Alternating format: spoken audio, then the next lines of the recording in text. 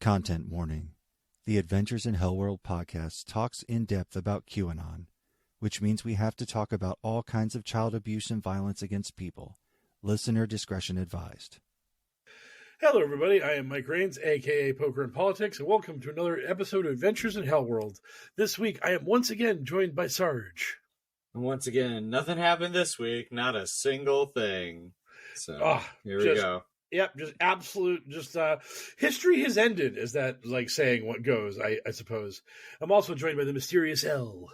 Happy belated Pet Annoyance Day, my beautiful babies. Yeah, not today.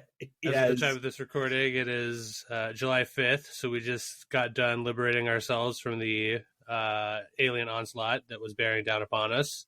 Yeah. After our rousing speech, we welcomed some people to Earth, and then everybody's pet was properly annoyed by the fucking explosions that you can't explain to them because they don't have human intelligence.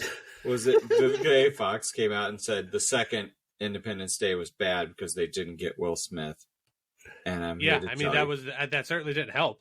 Yeah. I mean, I never saw that movie, and I never got the impression that exactly the one thing it was missing was Will Smith, but it was noticeably missing Will Smith. You have seen that movie. We watched it for binge-worthy. Independence Day 2? Yeah. That doesn't sound right. Yeah, no. It was so good, you forgot you recorded an hour-long podcast about it. I mean, I remember parts of it, but I just assumed it was from the trailer. Like, they're on, the moon, and, some stuff. No, we recorded a whole episode on it, Doc. How did they beat it? Oh, isn't there some third alien gets involved, and that's how they end up winning? Or is that some other thing I'm thinking about? I honestly don't remember how they beat it either. Okay, I think good stuff. What an incredible movie. 10 out of 10. This is how the Independence Day 2 ends with an actual hypnotic pattern that neuralizes you, so that way it's just good luck remembering this movie, motherfucker. Man, that was great. I haven't seen it. No, I know you have. We talked about it. And then you were asked how it ended, and you were like, I don't know. So the movie is obviously incredibly gripping. Oh, did we both lie to each other at the time and say that we watched it when we did not? They blow up. There's a big alien and an even bigger ship, the size of a continent, and they...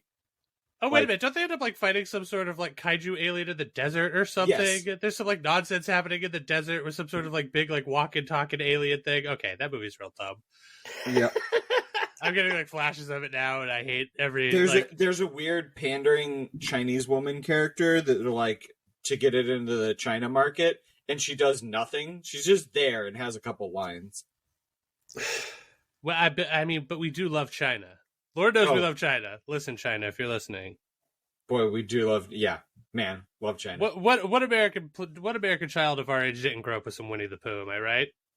Oh, truly the greatest of all icons, Winnie the Pooh. Something that China and the Chinese government, and especially its esteemed leader, all huge fans of. Yes. I'm on vacation this week from my terrestrial job, because I'm not yet a podcast millionaire, so I do have to work like a regular-ass human job.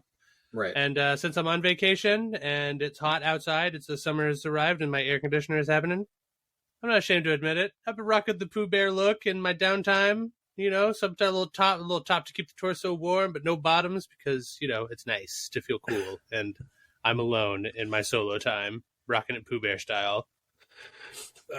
Live your best life, Al. Live your best life. Now, for the Patreons, apropos of nothing, let me tell you about what we got on offer for this week. Wouldn't that be a plot twist? Yeah, we're moving from the Patreon to an OnlyFans. We're just going. We're Winnie the Pooh burlesque shoot featuring Al. Yes. Yeah, that'd be great. There's a very sad Eeyore at the corner. The saddest of Eeyores. That sounds This conversation is taking a dark turn. Oh, the dark turns. Oh, man. It's taking an unpredictably dark turn in our vamping, the pre-boost segment where we prime the pump. Right, yeah. For the dark and comedically stupid shit that we have to talk about for another hour, 15 minutes I'm after. still just so flummoxed that you're I haven't seen that movie at all. It's you didn't remember it either. Yeah, I didn't remember the ending, but I remember watching it. could you name 3 actors in it? Vivica A. Fox. Did she come back for it? I don't remember that either. She did. She dies early in the movie. And then... I remember it felt very much like Pacific Rim. So everything was like plastic and like diverse in that there was like, it was like whenever there was a group shot of people walking towards you or a hanger shot of people working on stuff, there was like an Asian person and a black person. Jeff Goldblum and guy who plays Jeff Goldblum's dad. Could you name any of the people that weren't from the first movie? Like, yeah, I could name actors from the first movie. A lot of them. They're all just like nothing actors. One of the Hemsworths? One of the Hemsworths. One of the Hemsworths. Comma lesser. Yeah. The lower challenge rating Hemsworth in the Monster Manual. Yeah. It's like the Skarsgård family, but there's like 3 There's like 3 levels of Skarsgård, I think. There's like Hemsworth, lesser Skarsgård, the elder Skarsgård. Lesser, as you said. Yeah. I really enjoy that because I don't know so much about Sarge, but me and Elle, we knew a couple of brothers, and one of the brothers being known as Lesser was just an endlessly running bit for us. Yeah, lesser or smaller, you might say. Yes, exactly. Yes, exactly. But we don't want to dime anybody out on the podcast, even by their goofy nickname. No. So we'll just refer to them as the Small Albanian. Also known as the Small Banian. Yes.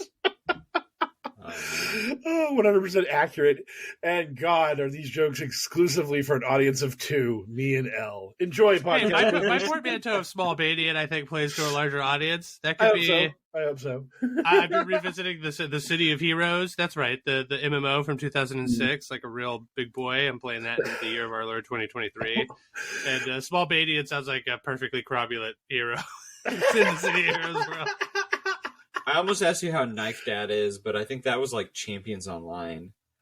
That was Champions Online. That was also like 1,000 years ago. And I think Champions Online is still going, but at some point it became like a pay to win hellscape or whatever. Like they really mobile gamed it up. So I can't imagine who's still playing it, but the people that are, I mean, yikes, right?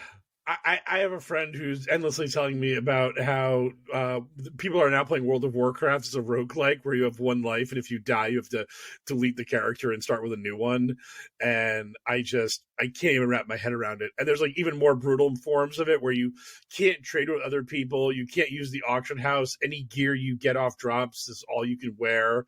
And you can only do each dungeon one time. It's just like... Do they just call it Kaizo World of Warcraft? Because that's what it sounds like.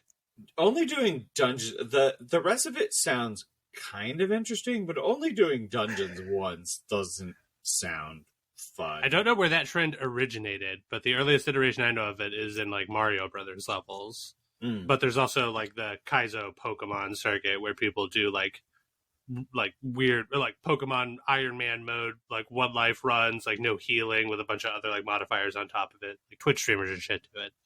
So Kaizo World of Warcraft actually sounds pretty cool, but it's all honor, So.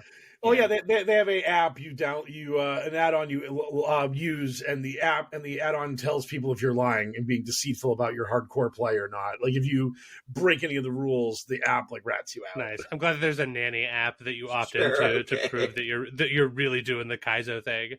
I mean, hey, like if at the end of the day it didn't require supporting Blizzard by giving them money, I might consider doing such a thing just because I like playing classic World of Warcraft in different ways, but I'm not going to pay them for the privilege.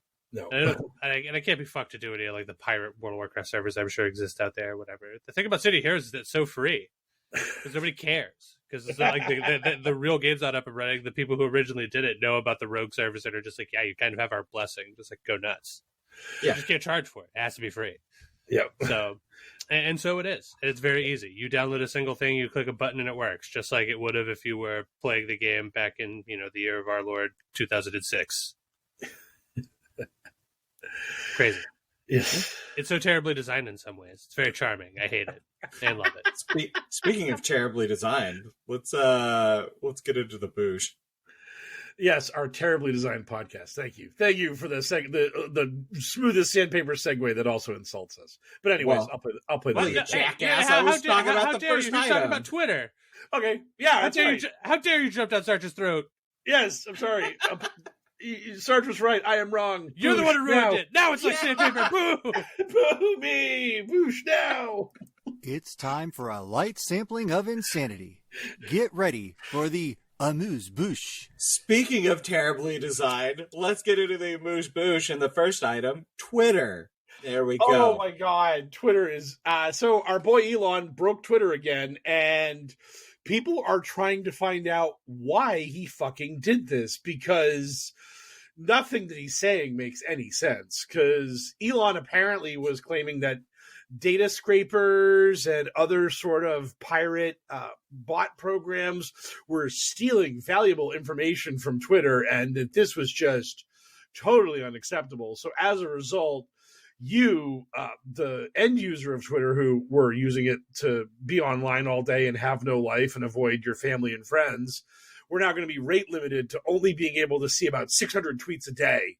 And then Twitter would just kick you off because you could be a data scraper, and we can't fucking tolerate that shit. So get fucked, dum-dum. So I have some information on this, and it's like, take it with some amount of salt.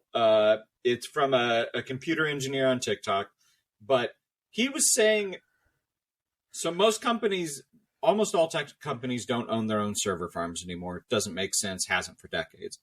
Obviously, Twitter didn't. They were not paying their Google bill. Now, that wouldn't normally be the hugest deal because they could just move somewhere else. But it turns out Twitter uses a really old esoteric server stack build. The guy explained it. He tried to explain it, and he's like, here's the thing. No one sets up servers like this anymore, and most people don't know how. So over the weekend, and over the long weekend, Twitter sent out emails to all those people they fired, and anyone who had any knowledge of how to set up a Twitter server stack, how Twitter needs it, and said, please come back. But no one here knows how to set those up anymore because it's old and dumb and no one else learned how. And we fired everyone that did. Please come back. So I don't think they're going to. And if they do, I would demand to be paid up front. Oh, and it's been on a bullet wound shit here. I mean, yeah, like whatever the fuck they're doing. So Twitter was broken for me for a day, and then it started working again. But working in quotes, because it'd be this weird thing where I would see a tweet that had been quote tweeted by people, and I would click on quote tweets, and it would just be like, nope, you can't read the quote tweets. Sorry, fuck you. And I was reading a lot of people had problems where one day they would not get rate limit exceeded, and then the next day they would, and it was like just kind of a question of what server you were on would dictate if you got to have Twitter that day or not. And then Elon just started posting a bunch of dumb shit, and then the CEO of Twitter, that lady who is, God, I hope you got paid up front, she posted the most vapid and meaningless thing about, I'm going to explain to you what's going on, but not really. So everything's going great. Twitter's running great. No problems. Sky's the limit. Catch you all later. Everything's good. Now you're back in the loop. And people were just like, what the fuck is any of these people doing? They don't know what's going on. And Elon made the comment about if you are on Twitter Blue, you get to have like 2 hours of Twitter a day instead of like 20 minutes. I'm going to give you like a little extra in Twitter for your troubles. Just absolutely incredibly legendary the way this man's destroying the product he paid $44 billion for. And I mean, at the end of the day, the reason behind this has to be, like, if you just chase it to its source, like, it just has to be Twitter hemorrhaging money in some way, right? Yeah. Like, just bleeding cash. Because all the advertisers pulled out the moment the floodgates were open for anybody to jump on there and just be like, my username is the N-word Hitler 1488. So good. Yeah, he let Cat Turd back on.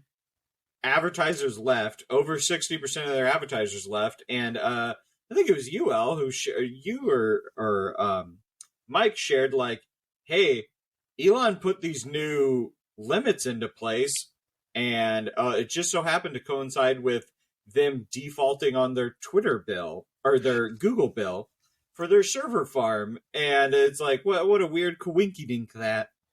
Also, the worst part about it, I posted this in one of our group chats the other day, is I hate that Elon Musk keeps making Mark Zuckerberg, the Zuckster, look like a good guy. One. Because amidst all of this, the other day, Meta just sort of quietly announced that they are coming out with a Twitter rival. They're just like, hey, you know what we're doing? We're doing Twitter.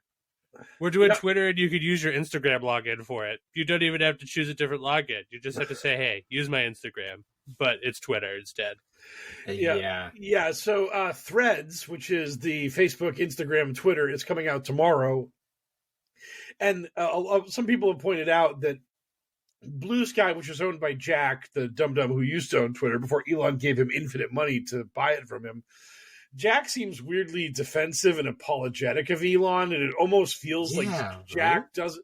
It almost feels like Jack doesn't want Blue Sky to get too big and Bigfoot Twitter and crush Elon, whereas Zuck is going to throw money into Threads to try to crush Elon. Do we think there's a chance that Jack sold out Twitter for huge gobs of cash, assuming that Elon was going to write it almost into the ground and he could buy it back and turn it back around? That's possible. I mean, who knows? But that would make sense if, in this moment, he's starting to get defensive about stuff now that, a real competitor is starting to, behind the scenes, it's like, oh, look, I'm trying to make my own competitor. Don't worry. Don't worry, FCC. Nothing shady here. And then I got him. The brand is just so damaged at this point. Because if he did do that, it bought it back and came in and they would just have to crack the whip so hard and continuously to get it back into an advertiser friendly space, because it is really degenerated. One of their primary advertisers now is fucking artisan marshmallows that taste like shit. I mean, in a world where this was the guy's play, that's why you have your Blue Sky set up, right? It makes it look like you were trying, but it also just gives you a built-in infrastructure to move in a team of oh, well, we have a team of moderators. They were working for Blue Sky, but now they're just moderating Twitter. And then you just get to, you're just we had all this stuff in place, and we just have to turn it from, we just have to, integrate it into the Twitter stuff real fast. It'll take a weekend. Twitter will be down for a weekend, and when it pops back up, you can no longer say a slur. or post the entire Super Mario Brothers movie. Yeah. Yeah. But so I Threads, we'll see. I mean, it's a little too early as of this recording to see how that's going to go, but there are hundreds of millions of people that still use Instagram, and the fact that all of a sudden overnight they will have a Twitter alternative that they could just log into from their Instagram login seems like that might be the final nail of the coffin for old Twitter. I mean, we'll see.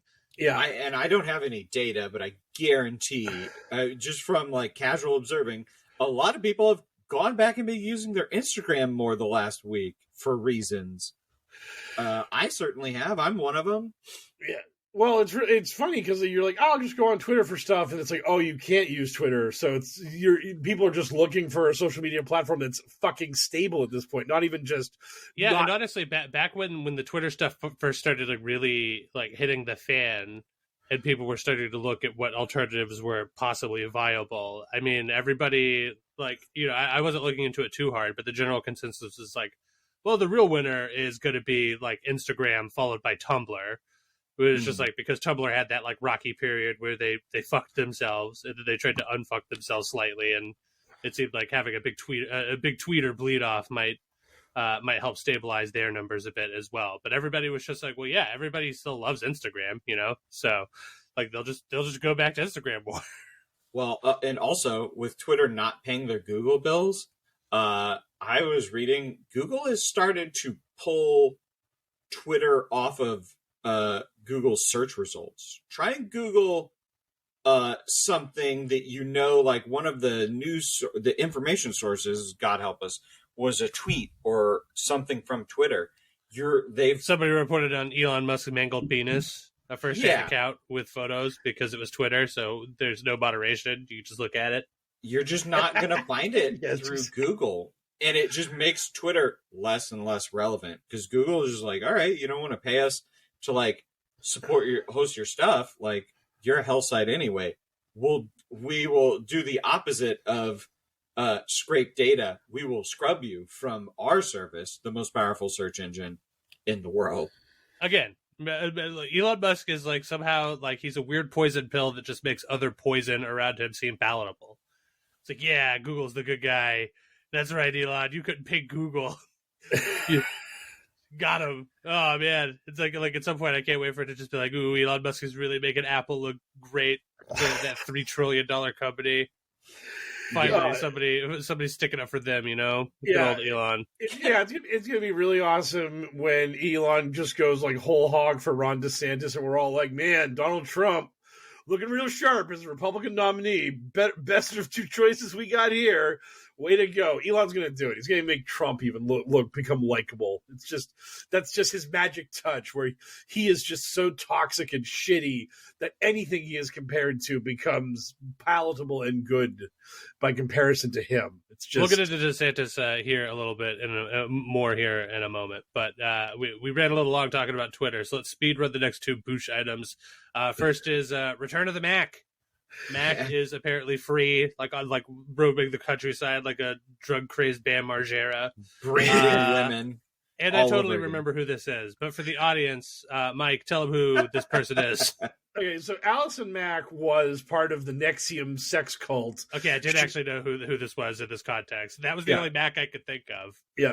She was basically the right-hand woman of Rainier, the guy who ran NXIVM and is going to be in jail for forever. Great name for a cult leader. Yes. Like 9 out of 10. Hard to beat it, but I can imagine there's probably something out there. Keith Raniere.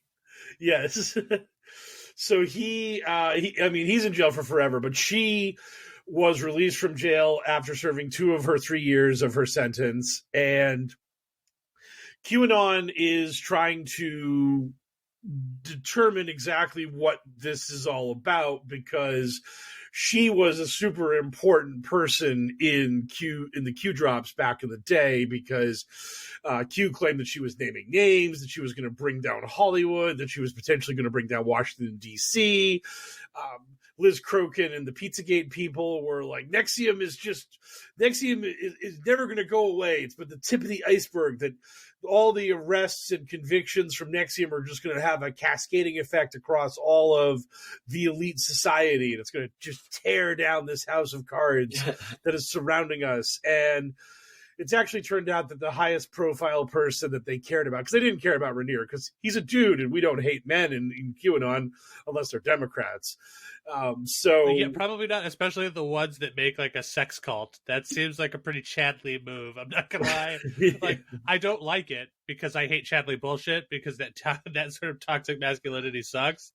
But if you're one of the people online that love the Chad, like unironically love Chadley behavior, then that sounds like a pretty powerful move. Oh yeah, the Save the Children fucking we're all about fighting trafficking and all that stuff. They love posting videos of Andrew Tate and talking about how he's being railroaded by the deep state and how unfair his prosecution is. And he's just trying to break people out of the matrix, man. He's just trying to tell people how to actually fight the system. It's like, no, he's a trafficker and a child trafficker. He's literally the thing you claim to hate the most. And they're just like, no way, man, he's being framed. This is bullshit.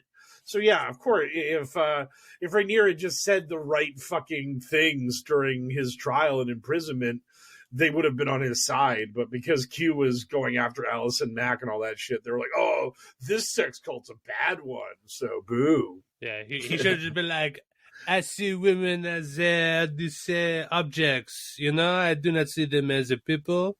And they would be like, oh, man, what an absolute unit. Truly the greatest of all human beings. Keith Raniere was weirdly into volleyball. What the fuck is weird about being into volleyball? I love volleyball. Volleyball's sweet.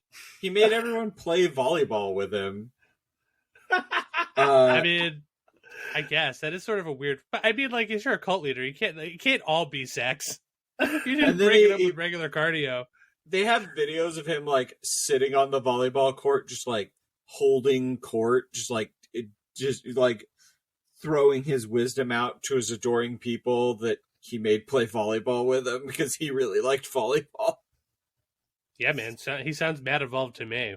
Oh, hey, if I had a cult, I'd be making people play Catan all day. I'd just be like, man, this is my cult, and now we're gonna harvest. It'd be a very some board fucking game ore. focused cult. Yes, we're gonna harvest some more. That's what we're gonna be doing remember here. his other like just absolutely Okay, like, well, I guess you know, the secret world of Allison Mack is back on the menu, and we'll keep up with the story when and if it develops further. Hopefully she gets a reality show and QAnon just becomes hyper obsessed with it. That's the only reason why it stays on the air, because they're all hate watching it, trying to decode it. It's gonna be so good. I mean, do you feel like if you're any of these like weird QAnon lunatics and you have a charisma score above 14 that you take your shot, because like it's obvious that she's like an easy mark. Yeah. I mean, Well, do you think Smallville sees a resurgence? Is it streaming somewhere? Probably on the map. Does Netflix ghoulishly pick up the rights to Smallville the way they did to Titanic, now streaming exclusively on Netflix? Here's the hoping. I mean, hey, if you're paying $38 a month for Netflix or whatever, you better be getting something these days. You know what I mean? Fuck Netflix. Yeah. What a bunch of clouds. I can't believe people still use it. Insane. Anyway, next on the Bush agenda is something I don't know anything about this. I made a funny name for it despite that, but I guess we're talking cocaine in the White House. Mike, what's up with this cocaine in the White House? Okay, so this just happened a couple days ago, and so there was reporting that there was a quote-unquote white powder that was found somewhere in the White House, allegedly in like the official areas where serious people like administrator staff, like the president, all those people were, and they were like, oh shit, there was coke and there was white powder. Then it was determined that the white powder was actual cocaine, and this led everyone to start screaming, oh, Hunter Biden's bringing his blow into the White House. Oh God, Marjorie Taylor Greene was posting about it. Everyone's freaking out. Marjorie Taylor Greene was posting about how it was her blow. He's not allowed in the White House. Honestly, it could be anybody's blow. Who in the White House is not on blow? Like, or like, you know, would it surprise you if it was just like, if you were just like, hey, Joe Biden sometimes does cocaine? I'd be like, yeah, I would expect that the president of the United States may sometimes need something to keep him going. So she freaked out about it, and all these other people were screaming and yelling about how we need to have an investigation, how we need to get to the bottom of Hunter Biden smuggling his cocaine into the White House. Pearl clutching bitch. Oh, she's rich and white. She's definitely done cocaine. You fucking narc. Yeah, what are you, a cop? Fucking cop. Yeah. So after all of this stuff, new reporting has come out stating that the cocaine was found in an area where tourists can visit. Yeah, and fucking duh. Right. And this was upon follow-up investigation, it was discovered that the cocaine was found in Hunter Biden's mouth. So it was in a pipe in Hunter Biden's mouth. So that's on us. We were making funny jokes about it, but yeah. Yeah, so the cocaine was actually just found in a public area where it could have been anybody's.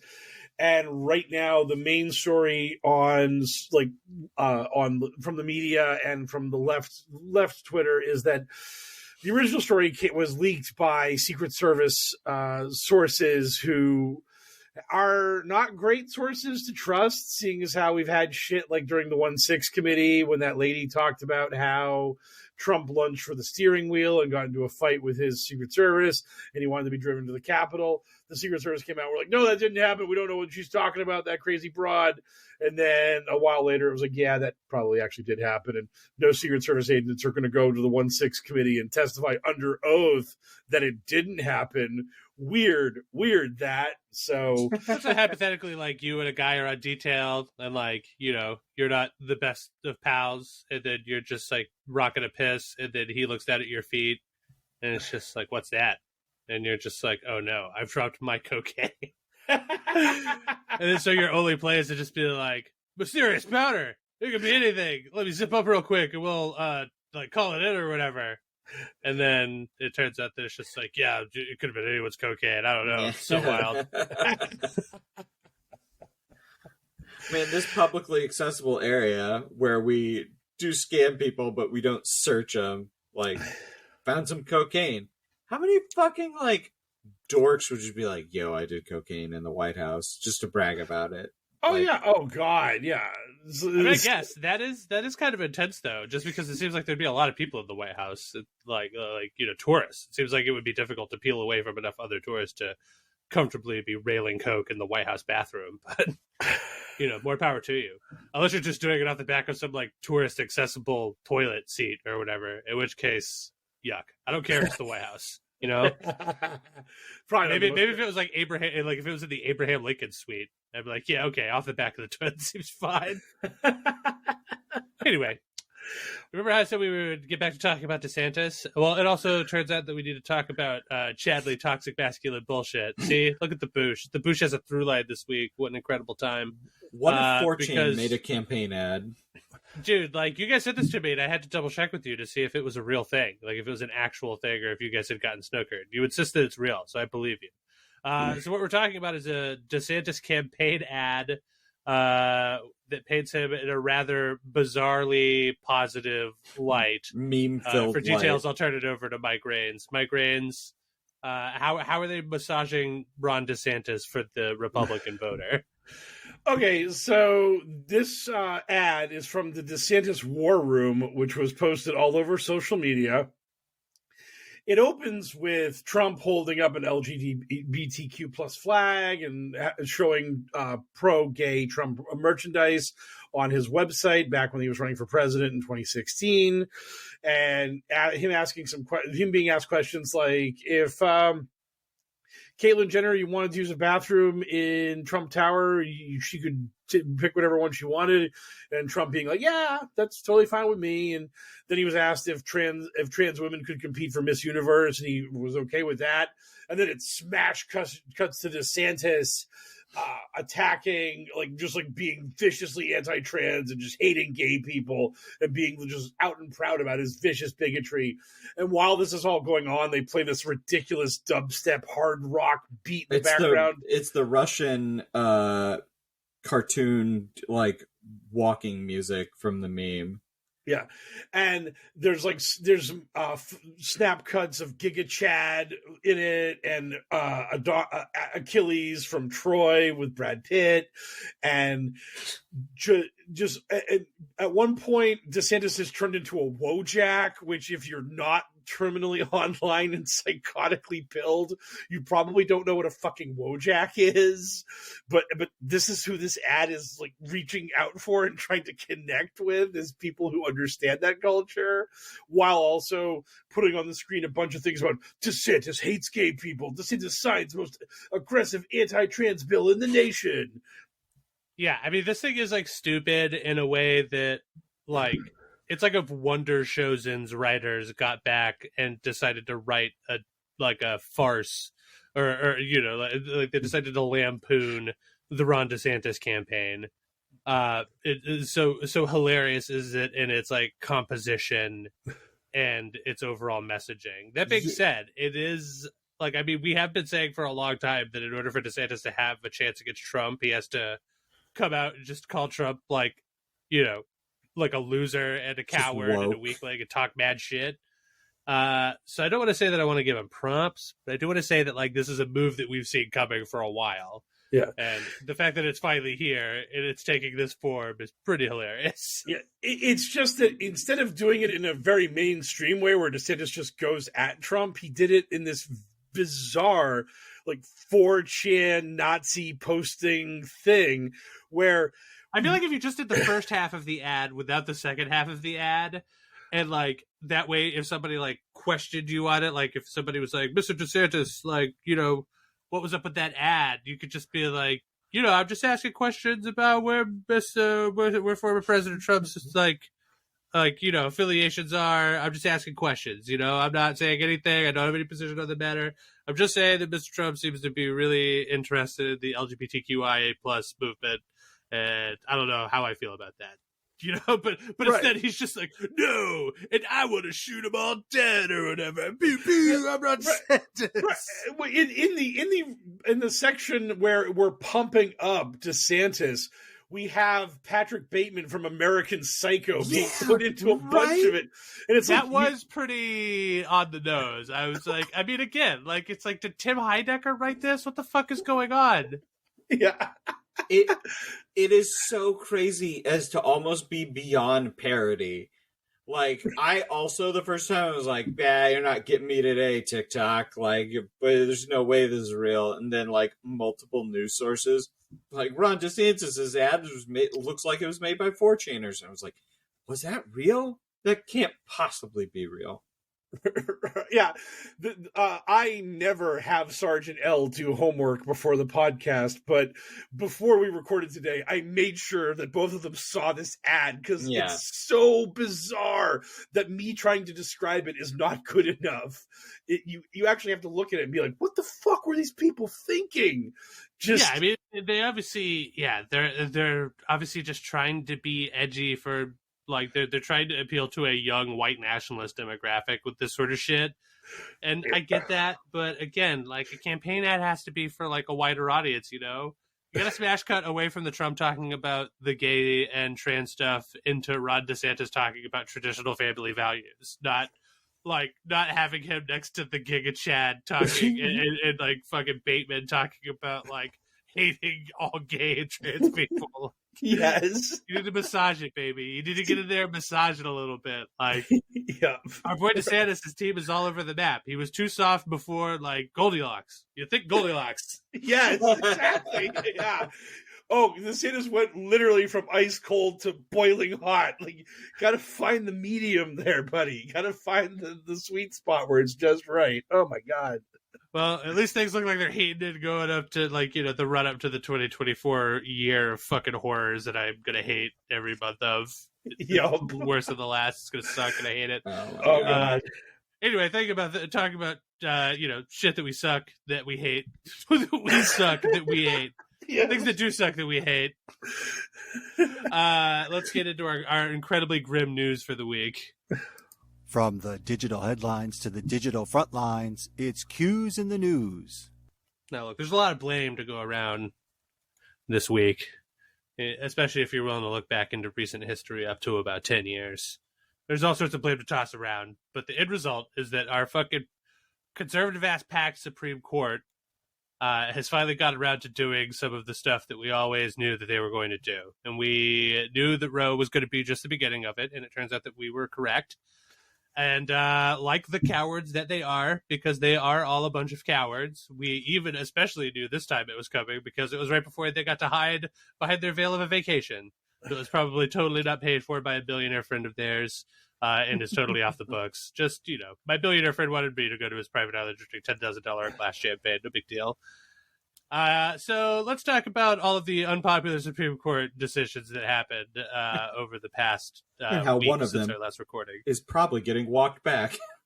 Well, maybe. I don't think so. But it would be nice if there was actually any, I don't know, legal repercussions for creating a fucking fictional story to get it before the Supreme Court. But the way America's legal system works nowadays is you can just lie your ass off in the Supreme Court. If the Supreme Court is okay with that, it's okay. And now we have settled law. It's great. Well, I guess we know which one of the cases that we're starting with, because it's like we had to start with one of them. That seems like the best one to go with. Well, they're both fake, which was really funny, but I'll start with one is much faker than the other. Yes. Yeah. Okay. So we'll start with the anti-gay discriminatory law that was violating freedom of religion, free speech, blah blah blah. Fuck you, you lying sacks of shit. So this woman who started a company called 303 Creative said that she planned on designing websites for weddings. She had not done this yet, but she was planning on doing it. But she was very worried because she lives in Colorado, and Colorado has a law that prohibits discrimination against LGBTQ plus people if they want to obtain your services. So this woman was so scared of potentially being in violation of this law that she managed to file a series of lawsuits that got laughed out of various levels of court before it made its way all the way up to the Supreme Court, where they were like, oh, you poor woman, we hear your fear. of having to make a website for a gay couple's wedding, and we understand that fear is entirely reasonable, entirely acceptable, and is right. And we have now ruled in favor of your fear, that you are allowed to, should you ever open your hypothetical wedding website business, you will be allowed to discriminate against gay people. You will be allowed to not have to make websites. Yeah, for she was gay arguing weddings. her case for preemptively getting in trouble for, discriminating against people based on a constitutionally protected factor, or at least until recently, because now the Supreme Court is they're just all willy-nilly with everything and the way that we expected them to. Tonight we're going to party like it's 1949 again. Let's go back to when everything was backwards. It'd be great. Yeah, back when America was great. It's all coming out that because this was dismissed, so the state of Colorado never had a chance to do discovery to discover that this hadn't even happened. She made up this couple that she was trying to discriminate against. So then her lawyers kept kicking it up to get it up to the Supreme Court. And there's a chance they get in trouble. And the Supreme Court's, I believe it's called a rehearing period. If we're wrong, or if I'm wrong, I'm wrong. Comedy podcast.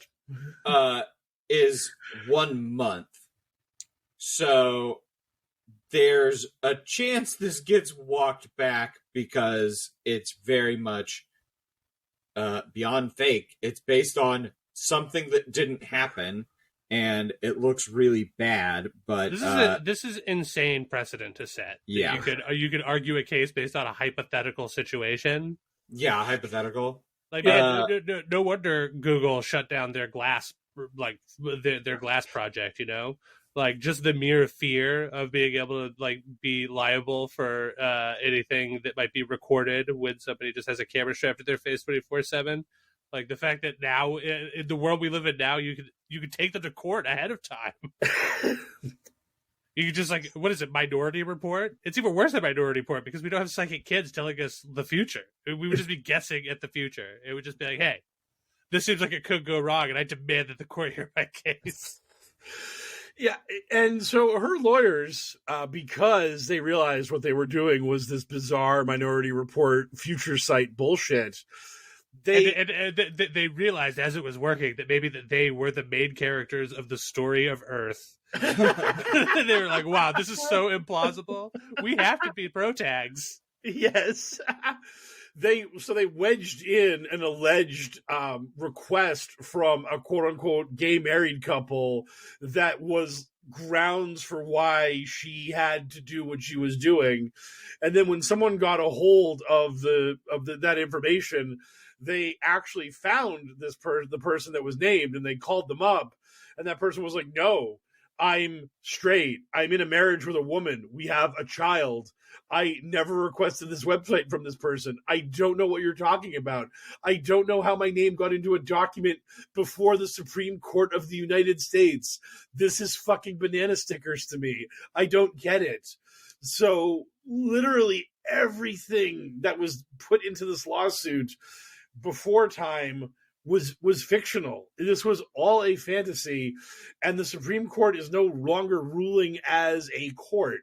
They are now just a parallel legislature away from Congress, but instead of having the filibuster and elections and things that can actually tip the apple cart and make it hard to make rulings, the Supreme Court is now just 9 unelected shitheels who can just do whatever they want by fiat, and they're a co-equal branch of the government. Great! Ta-da! Fuck you, founding fathers, you dumb pieces of shit that didn't see this coming. Yeah, and again, it's one of those things where it's just it really seems like that's going to be difficult to change inside of the purviews of our actual legal framework. Yes.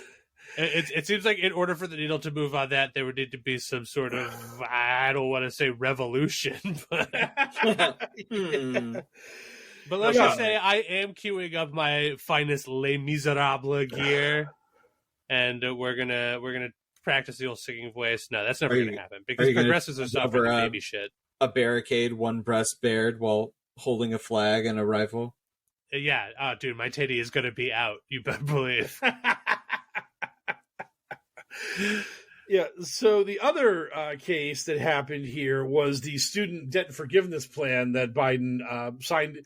He used a provision in the HEROES Act to try to get everybody a $10,000 cut off of their student loan. And because Republicans don't like poor people getting money, that's bad and wrong, unlike PPP loan forgiveness, which is awesome and good because that's for rich people. Yeah. They sued to block this, and the Supreme Court again said, you know what? Fuck you, Biden. We're going to just deny you this. Now, what was really interesting about this case was that the Biden administration worked really hard to make sure that nobody had what is legally known as standing for this case, which means that you have the right to complain about such an event. The legal system has made very clear that standing is super important to get before the Supreme Court. Like Joe Six-Pack and Judy Punch Clock can't say, I'm not in favor of my tax money going to those socialists, so I'm going. No, you can't do that. You actually have to be like a company that is in some way being impacted by what's going on here, et cetera, et cetera. And this was, in general, what most people were hoping was the only way that the plan would be allowed to stay intact, was that the Supreme Court would rule against the standing of the people that were filing these lawsuits. And there were two lawsuits against the student debt relief, and the first one was rejected on standing.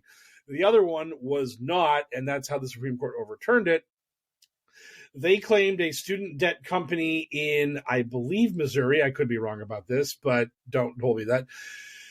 This company was used as the mechanism by which the state got standing to strike back against the student debt forgiveness plan.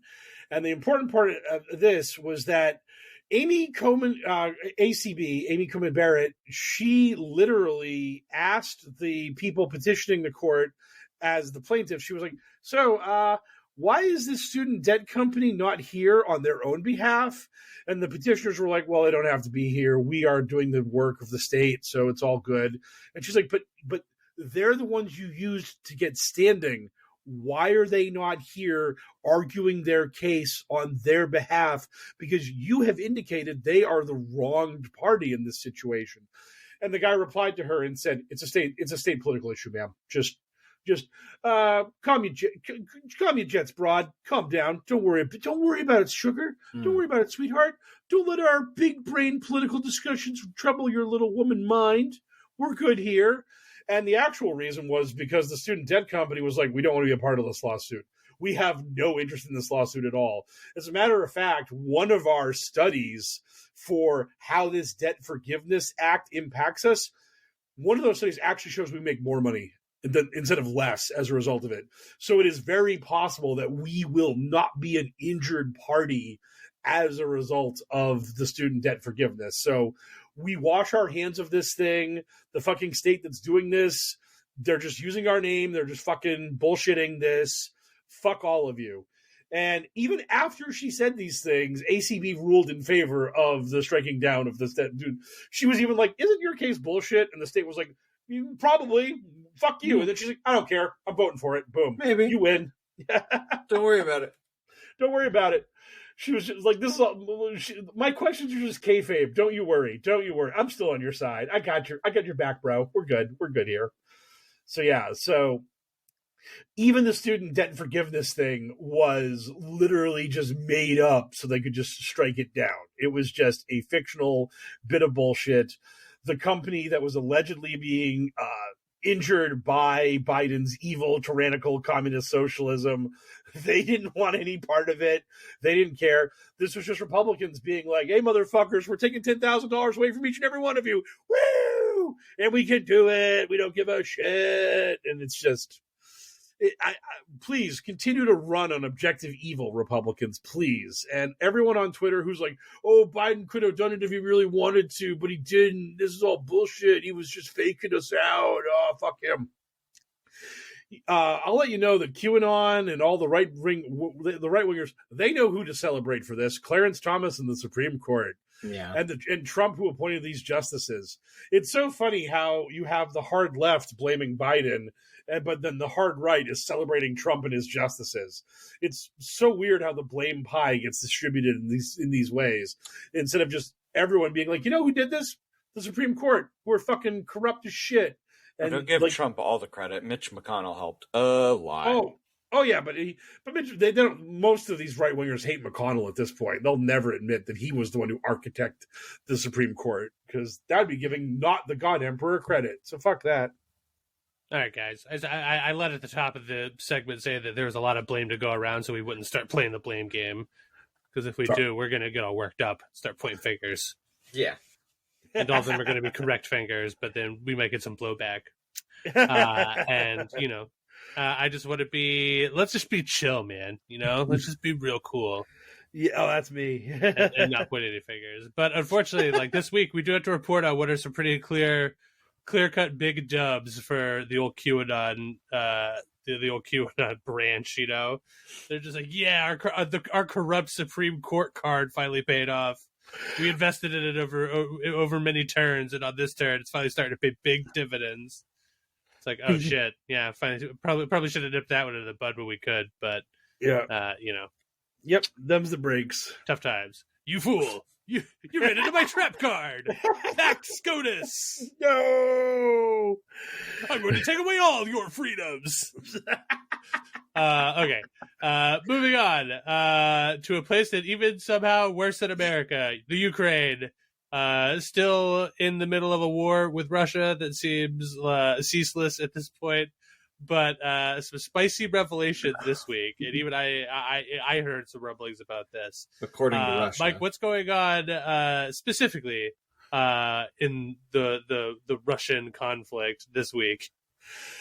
So after blowing up the dam and then blaming each other for it, even though any right-minded person would understand that Russia was the assholes who did this shit, we now have the sticky wicket of the nuclear plant that is inside Ukraine, that is basically in a contested area, or at the very least, Russia does have some foothold in this area where the nuclear plant is located. And over the past week or so, there have been a lot of conversations where both sides are saying, hey, the other side's thinking of blowing up that nuclear plant. And generally speaking, whenever Russia is involved in one of these conversations, you can take the Russian side with a giant pillar of salt, because they're kind of in the business of claiming their enemies are doing the things they're doing. Russia, not exactly the most trustworthy of narrators. But anyways. Also, like, despite the fact that there can be tactical advantage to doing so, and Russia has historically been into this sort of business, like, typically you don't want to destroy your own land to save your land. Yeah. So, like, destroying a dam and flooding a village, like, or two, that seems disastrous, but, like, it would be a pretty big escalation to go from that move of self-owning for a tactical advantage to, like, yeah, let's blow up this nuclear power facility. That sounds sick. Yeah, we don't want that power plant, nor do we want the land around it for the next 100 years or more. Yeah, we don't need to do the energy it may be providing, and on top of that, we would like an ecological disaster that makes everything else that has happened in this war look like a hilarious little, like, you know, dust up. Yes, exactly. So, and I've seen the QAnon and the right are posting all kinds of bullshit about how this is the escalation Zelensky's been yearning for, to actually bring the West into war and generate World War III and blah, blah, blah, blah, blah. And I've always wondered exactly why the bad guys don't just do the bad thing right away. I mean, this war has been going on for quite a while now. If Zelensky wanted to blow up this nuclear plant, he probably could have, but he didn't. But now that it appears that the Ukrainian counteroffensive may be liberating this area and pushing Russia out of it completely, because of that, he wanted to make sure that he had enough of his men in the area to sacrifice, and, like, you know, for his tactical play. He's like, destroy the land and a sizable portion of my army. Right, exactly. I am Ozymandias. Russia just wants everyone to know that in the event that this nuclear power plant that they might lose control of blows up, it will be a false flag by the Ukrainians. It's Ukraine's fault. If this thing blows up, it's Ukraine's fault, not ours. We just want you to know. And everyone's like, why are you saying that? We just want you guys to know. It'll be their fault. If it blows up, it won't be us. And like, all right, well, we weren't worried about that before. Well, we were kind of a little. But now we're much more worried about it, and we're looking at you. Did I see clips floating around of Zelensky addressing the people and just being like, "Yeah, they're like, we saw Russia putting bombs on the top of the nuclear plant." So, just a heads up about that. Yeah, that is what Ukraine's reporting, is that like Russia is getting ready to do this. Like, this is a thing. And Russia, of course, like, oh, no, we don't know what you're talking about, buddy. Fuck you, you're lying. We would never commit an egregious war crime in our war of genocidal conquest. Never, not once. Just you calm down there, buddy. We aren't making it impossible for you to find all the children we stole, and seemingly no one's talking about that. There are documents of all the torture rooms that our mercenaries that turned rogue on us set up. Like, yeah. It's all false flags, guys.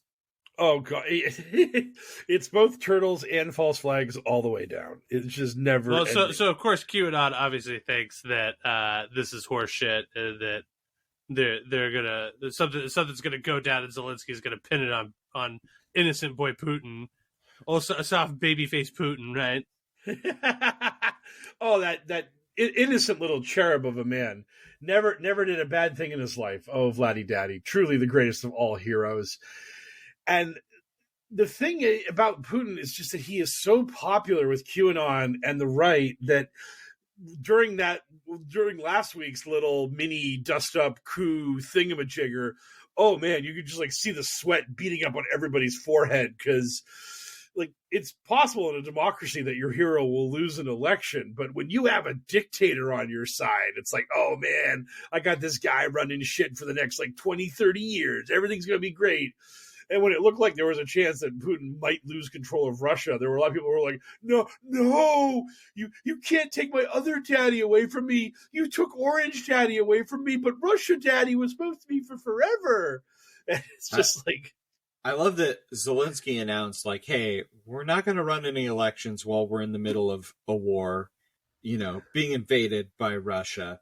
And Elon tweeted the thinking emoji face to that, the reporting of that. And it's like, yeah, you fucking ding-dong. Maybe they want continuous leadership during the largest national crisis they've ever faced.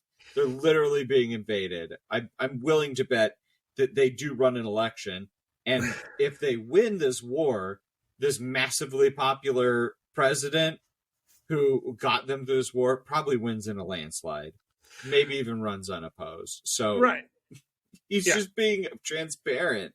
Yeah.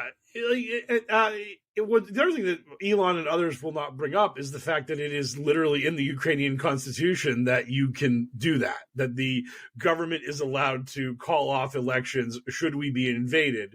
And that was probably put in the Ukrainian constitution because the threat of Russian invasion was omnipresent. They're just like, our nation exists, and we'll probably have to fight a bloody war to maintain its existence because our neighbor hates us and wants to reclaim us to being part of the old Soviet Union.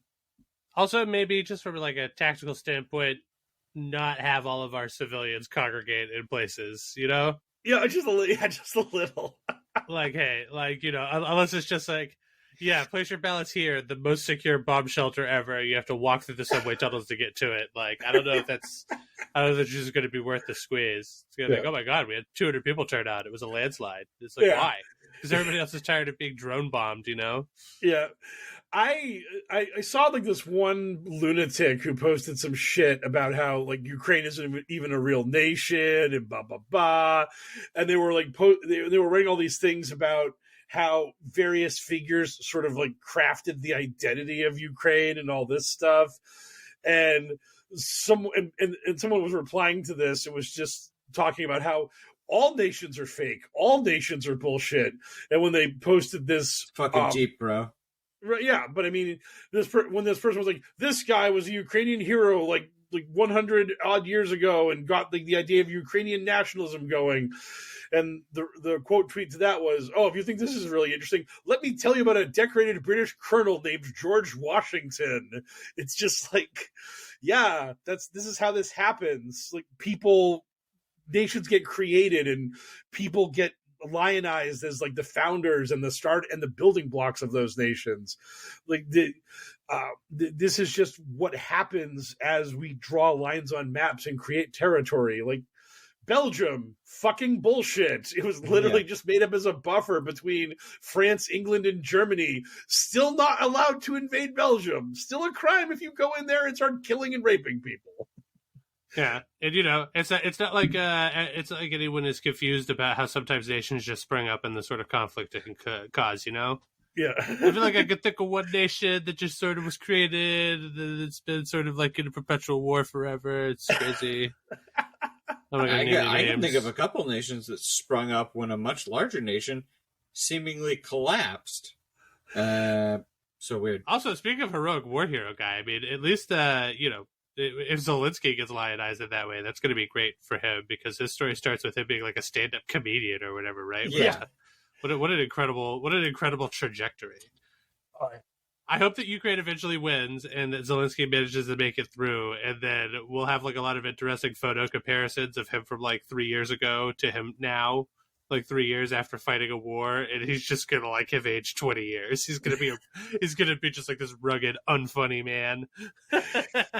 Oh, QAnon just gets so angry at the bit that he did back when he was a comedian, where he would like quote unquote play a piano with his dick. Oh, they play those clips and get themselves into such a hate froth over it. And it just, seriously, guys, it's a bit a comedian was doing. There was nothing to it. And yeah, they're just pissed off that he's not doing it with a racist puppet. Yeah. Like if there was a racist puppet doing it, they'd be fucking eating that shit up. Oh, yeah, oh my god, I also don't like Arabs, I don't like them. Good work, puppet. Yeah. I also don't like Mexicans. Oh, look at this puppet. It's a pepper. Fucking clown shit, dude. Like, that's all you need to know about conservatives. They still think puppets are funny. Just like straight up, just the concept of a puppet. They're just like, it's a gas, Who doesn't like a puppet? Me. I don't like a puppet. They're fucking boring. Like, you can't just filter unfunny material through a puppet. Call it good. That's not how it works. It doesn't. And it's also how it doesn't work for close-up magic either. That's why comedy magicians usually don't get over. Oh god. The only thing that was amazing about Jonathan was that he had a career. I'm sorry. Take that. Rest in peace. We're still small, so that's still punching up. Oh yeah. Oh man, boy. You know who I did run into a bunch when I lived out in Vegas? Carrot Top, and fucking Jesus, that dude was absolutely frighteningly shredded. I mean, he was probably. He also seems like he's just got like an intense aura. He wasn't that aura-y, but he was just when you would walk by you'd just be like, what the, like, if the man had any fat on him, you couldn't find it. I mean, he was just literally just this ball of muscle. At some ill-defined point from when I saw him on TV and I met him in real life in Vegas, he just decided, I'm just going to put on 70 pounds of muscle and just become the Giga Chad. It was just like, holy shit, that's Carrot Top now? What the fuck? I mean, it's just... I love that Sarge had my back by reminding the audience that we can't do anything but punch up because we are nobody. Yes. Yeah, and for the record, I liked The Amazing Jonathan more than Carrot Top. But yeah. I mean, for the record, I saw at least 2 of The Amazing Jonathan specials when I was a kid. So, like, I'm looking at this with the more critical eye of like an almost 40-year-old. But like when I was a kid, I really liked The Amazing Jonathan. But when I was a kid, I also really liked Gallagher, Oh, God, no. Yep, fucking Gallagher. Oh, my God. Dude, something about smashing stuff with a hammer really appealed to a 10-year-old me. Oh, this is the same thing about like slightly dirty close-up magic. I was just like, oh, he's like doing like slightly body close-up magic. Good for him. If we went to YouTube right now and I could find an original Gallagher bit where he smashed pumpkins, I would probably watch it. Dude, and don't you want to know how it works? And then the audience is like, yes, but we know it's a sledgehammer, but also yes. Call and response. I just love the fact that if you're Gallagher, it's just the saddest thing in the world because you go on stage and you do X minutes worth of stand up, and the crowd is giving you like performative laughter to make you feel better about it. But you and they both know at the end of the day, it's about smashing the fucking fruit with the sledgehammer. Let's get to the fucking monkey. Come on. Right. Yeah. Well, he had that one bit where he was like, like throwing food at like a big map of the U.S. or some shit, or like a big canvas or whatever. People just liked it when he got messy. Yes. And like, don't get me wrong, that's like a viable avenue for performance art. That's exactly Blue Man Group's bag. They're a little bit of Stomp and they're a little bit of Gallagher, and they've got blue all over their bodies, and so they look like some sort of weird like Smurf man. It's bizarre, but I've seen them twice, and it was a hoot both times. Also, I have to correct you. You said the saddest thing was that Gallagher stuff, but the saddest thing is his brother who did the same thing under the name Gallagher too. Oh yeah, Jesus Christ! And tried to just steal. like the great value version of Gallagher. And tried to steal the whole act, and then Gallagher had to like take his brother to court.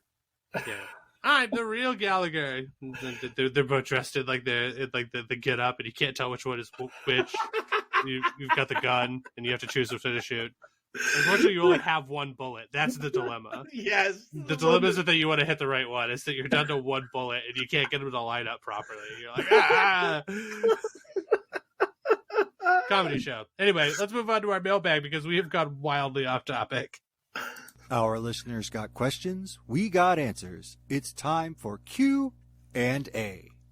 Again, we're below both of the Gallaghers. So yes. Still punching up, which is very humbling for us. Yes. The day we reach the exalted heights of Gallagher 2 will be incredible. I remember as a kid seeing that, like in the newspaper, I'd be looking at the ads for the comedy shows and I'd see Gallagher II and I would have no idea why that was there.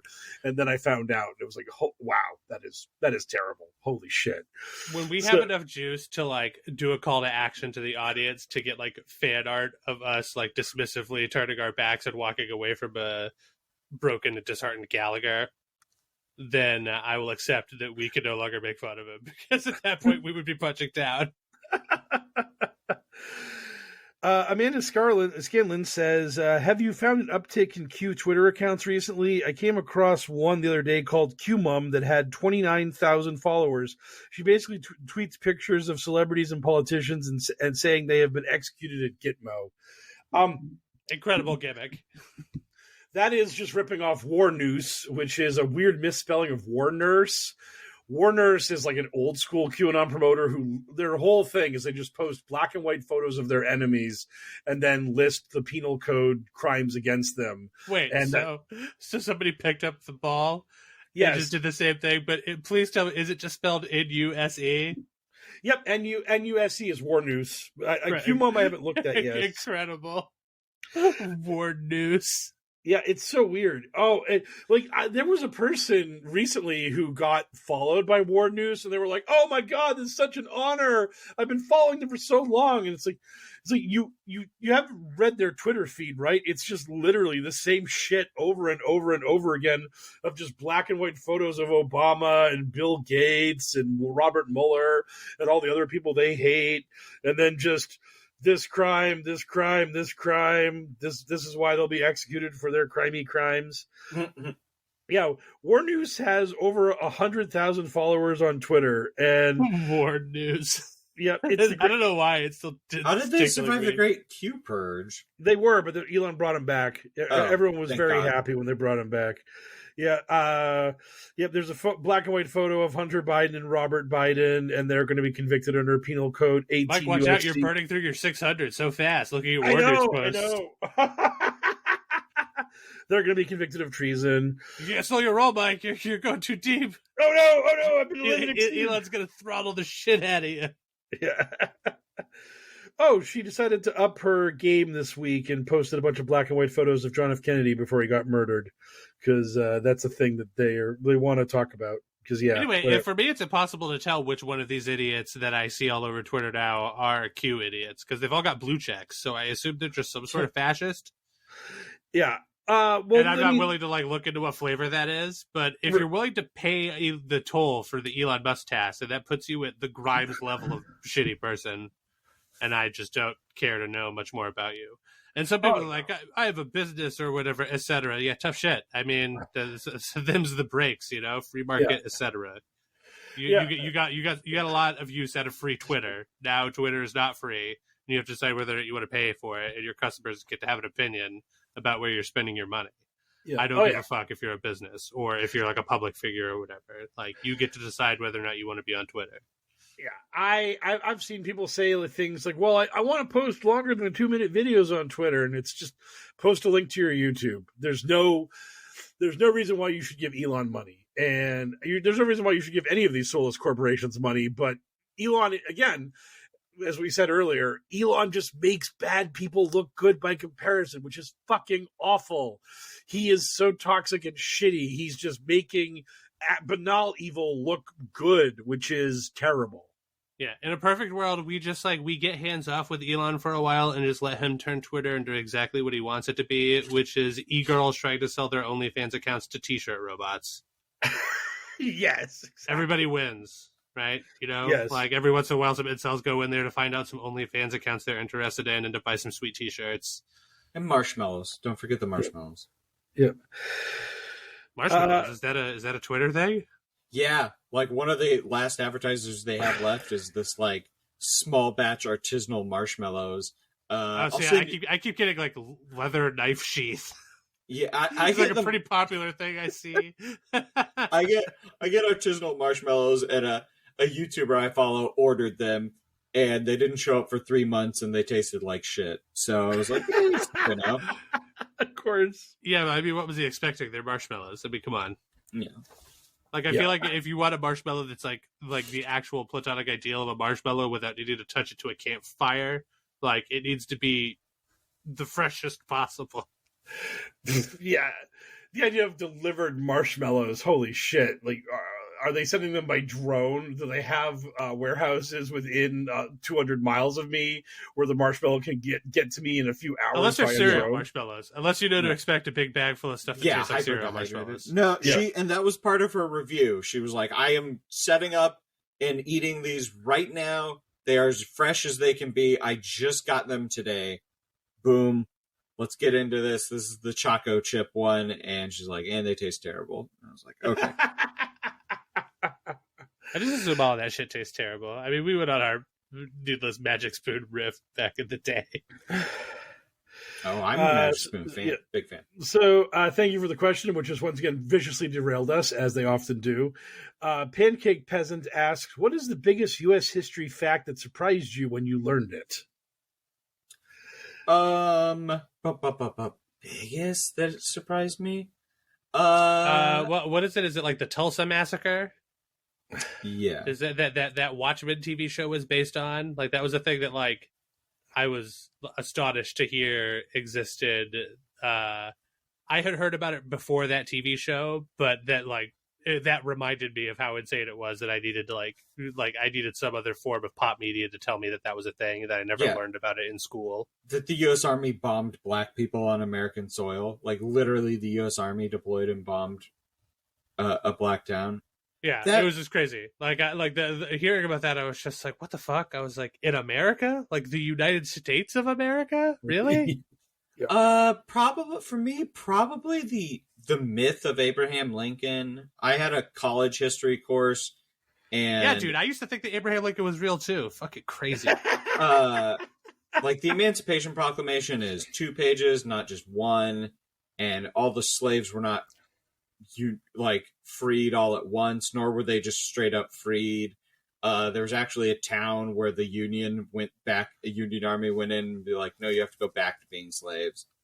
And Abraham Lincoln, as we know him now, the idea came about during World War II, when we needed propaganda and heroes. So yeah, the myth of Abraham Lincoln and American exceptionalism, that kind of like blew my mind a little. I think mine's a little more subtle, but I think my favorite surprising bit of history was that the Boston Tea Party was actually started because the British were bringing tea in that was undercutting the prices of the American tea smugglers, and that we were not the Tea Party was not because of the Tea Act and because of taxes on tea. It was because the British government was now attempting to compete with the Americans in that market. And the tea smuggling groups of people were like, these fucking assholes are trying to sell tea cheaper than us. Nope, get on those boats and throw that cheap tea overboard. Fuck them. We're keeping our tea profits for ourselves, assholes. Fuck that Royal Crown shit. Get it out of here. Yes. So literally the Boston Tea Party was an attack against competition in the market. It was literal anti-capitalism. It was not some, they're going to bring their overpriced tea in and make us buy it and we can't. No. Everyone was smuggling shit back then.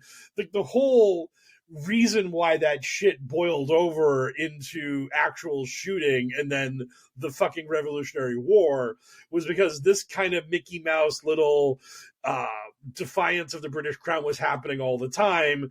And then when the Brits were trying to reinstitute control, the Americans would be like, no, fuck you. You're 3,000 miles away from us. You don't know what you're doing. You're not able to run this place correctly. And it just that kind of stuff. But the idea that brave patriots were trying to overcome regressive taxation in this situation is not at all true. It is literally just, hey, we wanted to make that money. Now the British are trying to make that money. Fuck them. They ain't getting the money. They're those assholes.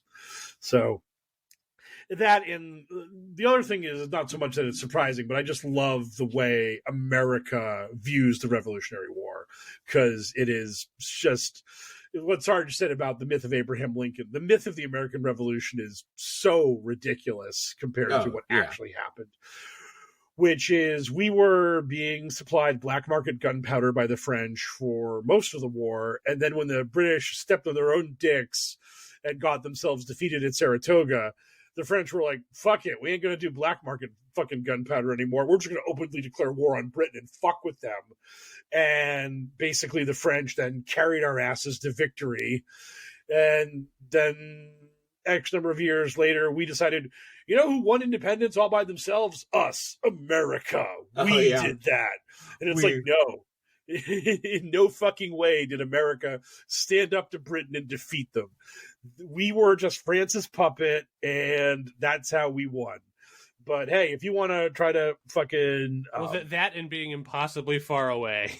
Yes. Oh yeah, being impossibly far away was the power of just being like, hey, if we've rattled your cage, we'll hear from you in 6 months or whatever, you know. Yep. Yeah. Andrew Jackson's political career was created in the War of 1812 and the Battle of New Orleans, where he slaughtered the shit out of the British and suffered almost no casualties of his own.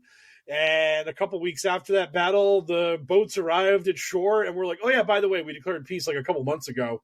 I hope nothing terrible happened. I hope not 1,000 British people got slaughtered in a battle that didn't matter because the peace had already been declared. Oh no! So, even in 1812, the distance was too great for there to be any level of rapid communication between the two sides. So yeah. Tree of Liberty, man. Tree of Liberty. Absolutely. Don't tread on me. And our final two questions are kind of the same, so I'm just going to put them both together, which is A, Cleodora Silvestri, the HellwQrld Grand Inquisitor, asks, how long do you think Trump has left to live before the inevitable Taco Bowl coronary delivers him to the reddest of all places? And Klutz Zero asks, if Trump died of natural causes next week, what percentage of Q folks do you estimate would subscribe to each theory? 1, he was assassinated. 2, he faked his death. 3, he faked his death after an assassination attempt. Or 4, other. Oh boy, that's a tough one. I've got 2 years on the Trump death pool. He's looking real rough. And I'm going to give him 7. He's still possibly, he's wealthy, which is unfortunate. That's a pretty big force multiplier. As for the other thing, I would say nearly 100% assassination. Nearly 100%. They would just be like, my God, they got him. Yeah, faked his death comes later down the road. Assassination into martyrdom. Yeah, I gotta go with L, 90%. Oh yeah, yeah. If he dies, the amount of vitriol and anger that will come about from his death will make it 100% an assassination. And the idea that he is still alive will only come much later when people need hope. Because in the moment, they'll need anger, they'll need rage, and they'll need a reason why to hate their enemies. So the idea of Trump just having a heart attack or a stroke and dying will be unacceptable. He will have been hit with the CIA heart attack gun or whatever in order to make that good for them. And what will be really interesting about that will be the whole how many of the Republican Party actually fall in line with that shit, because they've managed to pander to a lot of QAnon shit a lot of the time. The mainstream Republican Party has become so conspiracy theory orientated and nutso that it's really hard to figure out where rationality actually begins. So if Trump just kicks the bucket tomorrow, how many of them are like, oh, we've lost a great patriot and a brave man? And how many of them are like, I want an investigation into Joe Biden and what he did to poor Donald Trump? Like, they're going to impeach Joe Biden because Donald Trump had a heart attack. That's where we're going to go. That's going to be politics in the year of our Lord 2023. I still love the more calls for investigation to Hunter Biden, and it's like he pleaded guilty. Yeah. Well, yeah, but apparently he was smoking crack while driving down the freeway or whatever. And I looked at those pictures, and now it's just like, who cares? I mean, like, who cares if the system? It's just like, yeah, okay, if you've got these smoking gun photos, then, like, yeah, sure thing. I mean, lock him up. Who cares? I don't give a fuck about Hunter Biden. Fucking lock him up. Who He's cares? not in the administration like all of Trump's kids. Right. Hunter Biden isn't telling fucking Joe Biden to bomb Syria the way Ivanka told Trump to throw some missiles in there and made Alex Jones cry. I mean, yeah, dude, you just get in there with some missiles into Syria. No big deal. I just, as for how long Trump's going to live, it's really tough to say because both Sarge and L are right. And on the one hand, Trump looks fucking terrible and he's degrading, but on the other hand, there is so much invested in getting this man over the finish line for whatever it is he's doing because they want to keep him around because he's a politically useful tool. That you're trying to tell me that he's not on adrenochrome? Get out of here. He'll be on as much fucking chrome as they can pump into his body, you know? Oh, absolutely. Absolutely. Oh, anything they can keep him going, they're going to do it because he is the Republican Party at this point. I mean, we've seen what Ron DeSantis wants, and that's to appeal to fucking Nazis on 4chan. That's not great. But Trump's post-life sort of what he'll become, the martyrdom, the specter. I was a kid and there was fucking like the photos of JFK that had survived the assassination and visiting Jackie's gravesite and shit like that. So yeah, the post assassination survival of Trump will come about, but for the first half year, I'd say or so, be mostly sadness with a few people every now and then going, hey, wait a minute, check the earlobes on Trump in the coffin. There's something ain't adding up. The earlobe truthers will be out there. They'll be trying to put two and two together to prove that it ain't really Trump in the coffin. So they're going to use their lobe phrenology to figure that out. Yes. Oh God, I love the earlobe truthers. Truly the greatest of all human beings. So that brings us to our final question as always. What are you guys looking forward to? Oh boy. We're still too out to say the Barbie movie. We're still too early to say the Barbie movie. I'll give Sarge time to think, and I'll say that I'm going to give up my thing I'm excited for to get a secret Bush topic in here because I forgot to talk about it earlier. I just finished the second episode of that Secret Invasion show, which I barely can be bothered to give a fuck about. Like, I'm on vacation this week, and that's the only reason that I'm watching any of it.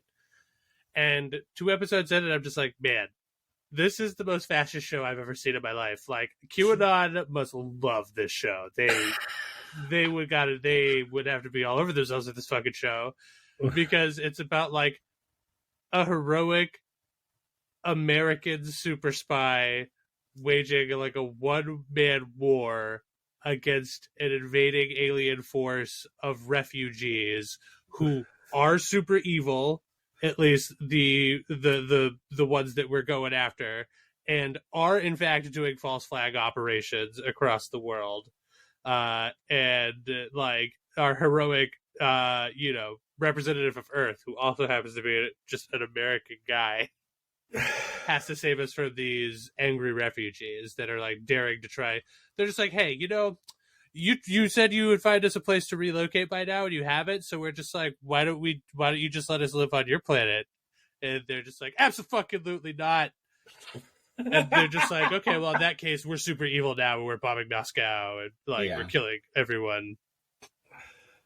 And I'm just like, wow, what an incredibly fascist leading show. This is crazy. You're looking forward to more of it? No, not so much. But I mean, I probably will continue to watch it.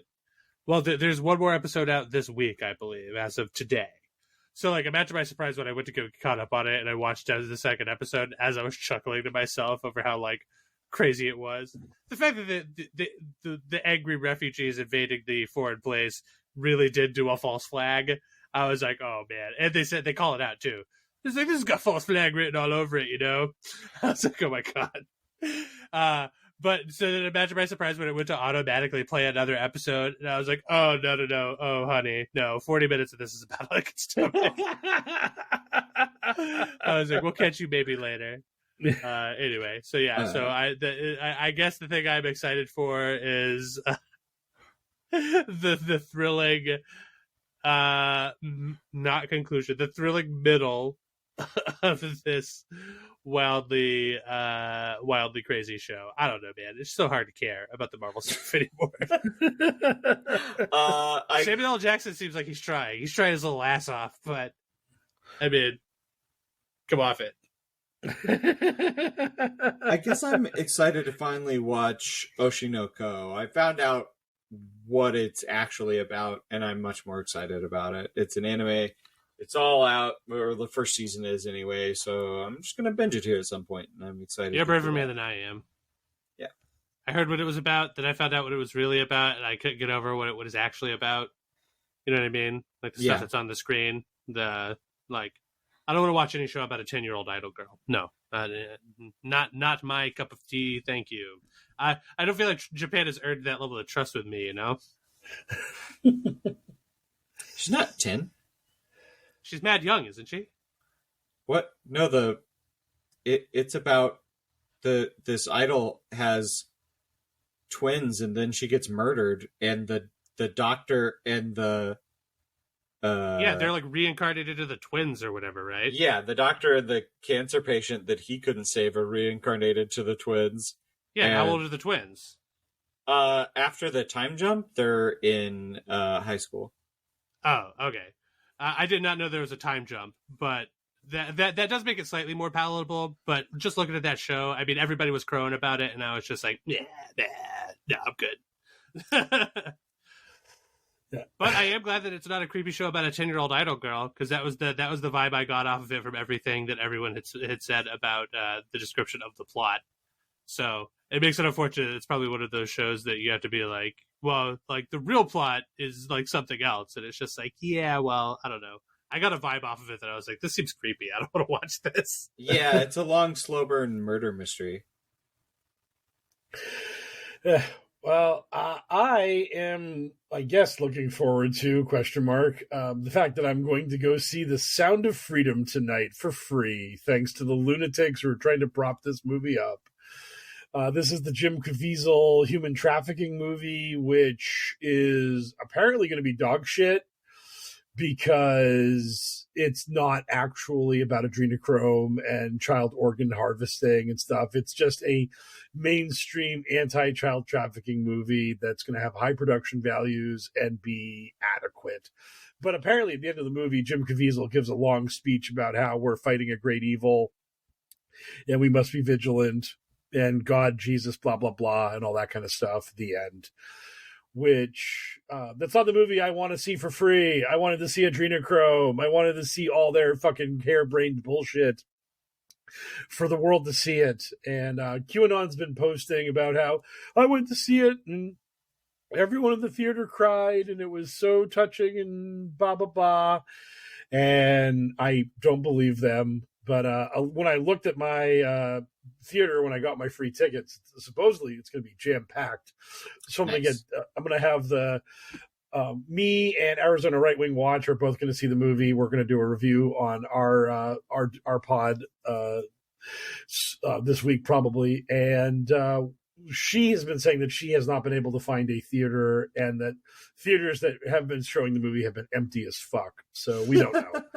But yeah, it's all going to be a hoot and a holler, because I do hate watching dumb, weird shit like this.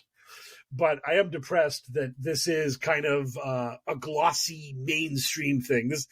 This is DeSantis finding the right level of porridge, because this movie isn't going to go to Crazy Town, apparently.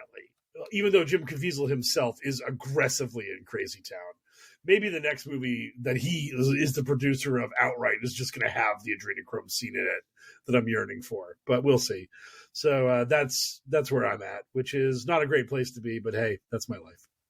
Yeah, well, I mean, I could feel the excitement radiating off of you. I was just like, oh my God. It's like a roller coaster. And it's like a dark ride roller coaster. It's like a space mountain. I'm so excited. But, you know, it is what it is. Sometimes you have to take one for the team. And also, we all know that Mike Raines secretly hopes that he's going to get into a shouting and or fist fight with one of the clowns at this thing, regardless of what movie they're screening. He just wants to go there and yell at someone's face about how they're wrong about something. Oh, that's my life. That's all I exist for. Is just getting I mean, fights God, in don't I public. know it. Oh, the number of times Els pulled me away from people, literally in the hundreds.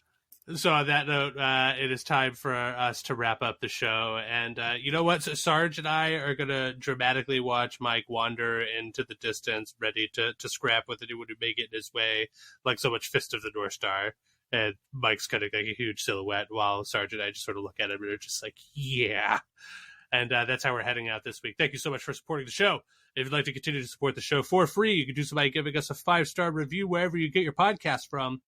If you have money and you want to give it to us, we will take it. Lord knows we will take it. You can give it to us by visiting patreon.com/pokerpolitics, where you can donate anything $2 and above. If you donate $5 or more per month, you get access to any bonus content that we have produced or will produce in the future.